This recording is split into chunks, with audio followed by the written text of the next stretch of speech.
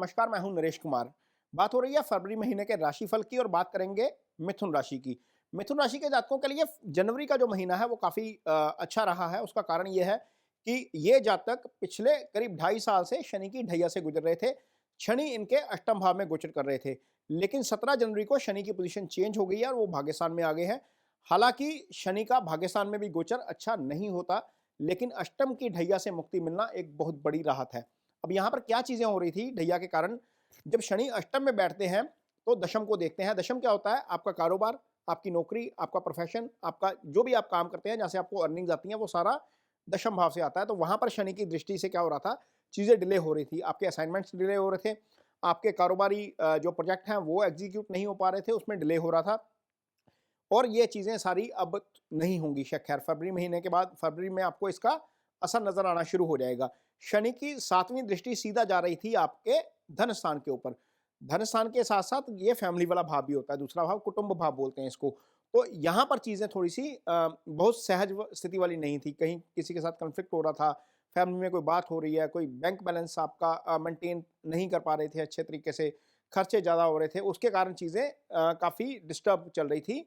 मिथुन राशि के जातकों के लिए ये चीज़ें अब फरवरी में नहीं होंगी, यहाँ पर आपको बहुत बड़ी राहत मिलेगी। तीसरी दृष्टि जो शनि की जा रही थी, जो 10वीं होती है, वो जा रही थी पंचम भाव के ऊपर। यहाँ पर उन लोगों को प्रॉब्लम हो रही थी, जो लोग संतान चाहते हैं, मैरिड कपल्स हैं, जिनको संतान चाहिए, वहाँ पर चीज़ें थोड़ी-सी दिक्कत वाली हो रही थी। वो चीज़ें अब डिले नहीं होंगी, आगे नहीं जो है वो उसमें कोई प्रॉब्लम नहीं होगी। ईज़ी गेन्स का भाव होता है 5वां, आप एफर्ट कर रहे थे, ₹100 का एफर्ट कर रहे थे, उसमें आपको अर्निंग आ रही थी ₹75, ₹80, आप अपनी एफर्ट के मुताबिक भी जो है वो उसका आपको रिवार्ड नहीं मिल रहा था। ये स्थिति अब नहीं रहेगी। तो ये तो एक मोटी-सी कैलकुलेशन है कि फरवरी महीने में ये शनि के जो है वो ढैया जो खत्म हुई है उसका प्रभाव क्या रहेगा। लेकिन 1 फरवरी के दिन आपकी कुंडली में यदि हम ग्रहों की स्थिति की कैलकुलेशन करते हैं, तो आपकी कुंडली में केतु पंचम भाव में गोचर कर रहे हैं, बुध सप्तम में गोचर कर रहे हैं और सूर्य अष्टम में, शुक्र शनि 9वें में, गुरु 10वें में, राहु 11वें में और मंगल और चंद्र 12वें भाव में गोचर कर रहे हैं।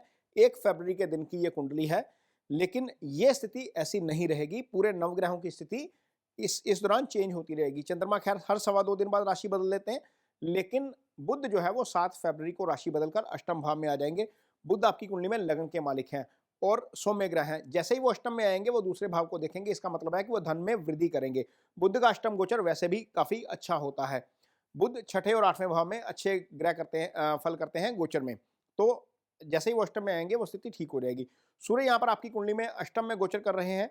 सूर्य का अष्टम में गोचर नहीं अच्छा नहीं होता, क्योंकि वो सीधा धन भाव को देखते हैं। अष्टम भाव के सिग्निफिकेंस है वो खराब करते हैं। सडन लॉस, सडन प्रॉफिट का ये भाव होता है।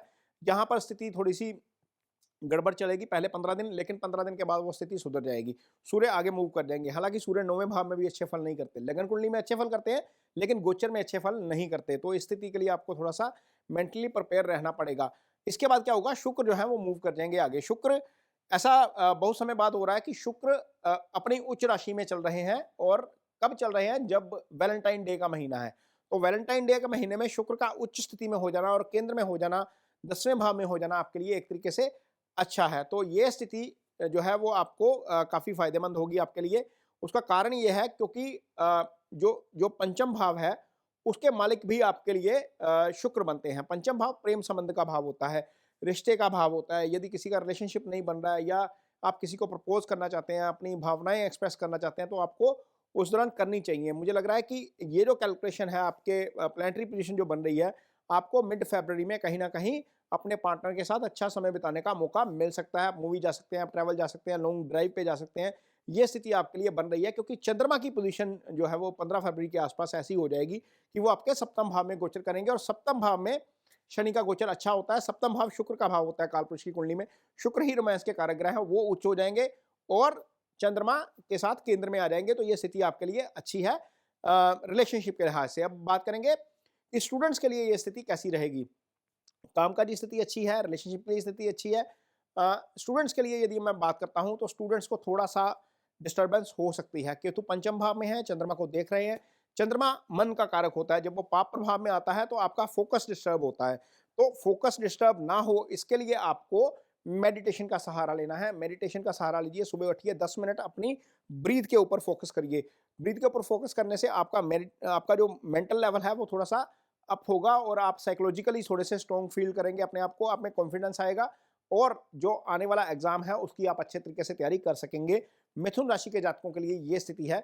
ये स्थिति मैं इसलिए अच्छी भी बता रहा हूँ क्योंकि गुरु जो है वो केंद्र में गोचर कर रहे हैं, बुध की स्थिति अच्छी है आपके लिए गोचर के लिहाज से, तो दोनों ही प्लैनेट जो हैं वो स्टडी के कारक हैं। बुध से हम एकेडमिक एजुकेशन देखते हैं और गुरु से हम अप्लाइड नॉलेज सारी गुरु से आती है। तो ये सारी चीज़ें जो हैं वो आपके फ़ेवर में हैं स्टूडेंट्स के लिए।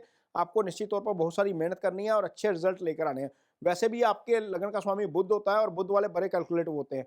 तो मिथुन राशि के जातकों के लिए पढ़ाई के लिए समय अच्छा रहेगा और जहाँ तक सेहत की बात है, मंगल आपकी कुंडली में 12वें भाव में गोचर कर रहे हैं।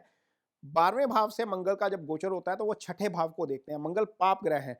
मंगल की दृष्टि जहाँ पर हालाँकि वो अपना भाव है उनका, छठा भाव उनका अपना भाव है, लेकिन छठा भाव बीमारी का भी भाव है। जब छठे का मालिक जाकर वो देख रहा है उसको, तो वहाँ पर हो सकता है कि थोड़ी-सी आपके लिए दिक्कत आ जाए, क्योंकि ये स्थिति जो है वो अच्छी नहीं है। शनि की दृष्टि भी उसके ऊपर पड़ रही है, छठे के ऊपर। तो किसी कंट्रोवर्सी से बचिएगा, किसी की गारंटी मत लीजिएगा, किसी को पैसे मत दीजिएगा और खाने-पीने का ध्यान रखिएगा। नहीं रखेंगे तो लोअर स्टमक से रिलेटेड कोई ना कोई प्रॉब्लम आपको हो सकती है। गाड़ी आपने 15 फरवरी तक धीरे चलानी है जब तक सूर्य वहाँ पर अष्टम भाव में गोचर कर रहे हैं। ये स्थिति आपके लिए है बीमारी और व्याधि के लिए, मीन्स एक होता है बीमारी होती है, एक होता है हादसा होता है। तो ये स्थिति आपके लिए प्लैनेटरी पोज़ीशन फरवरी महीने की है। तो आपको इन सारी चीज़ों का ध्यान रखना है। अदरवाइज़ कोई बहुत लंबी-चौड़ी कोई घटना या कोई बहुत बहुत बड़ा नुकसान वग़ैरह होता हुआ मुझे यहाँ पर नज़र नहीं आ रहा, प्रोवाइडेड आपकी कुंडली में 6, 8, 12 की दशा या अंतर्दशा ना चल रही हो। तो ये चीज़ें जो है वो फरवरी महीने में मिथुन राशि के जातकों के साथ रहेंगी। ओवरऑल महीना काफ़ी अच्छा रहने वाला है, इनकम के लिहाज से भी, पढ़ाई के लिहाज से भी, रिलेशनशिप के लिहाज से भी। तो ये कार्यक्रम आपको कैसा लगा? मुझे कमेंट बॉक्स में अपनी राय ज़रूर दीजिएगा, ताकि हम इसी तरह का और कंटेंट भी आपके सामने पेश कर सकें। और यदि आपको लगता है कि इसमें कुछ इम्प्रूवमेंट की गुंजाइश है, तो मुझे अपने सुझाव ज़रूर भेजिए कमेंट बॉक्स के ज़रिए ही। हम उन सुझावों को अमल करने की कोशिश करेंगे। इसके साथ ही मुझे दीजिए इजाज़त। नमस्कार।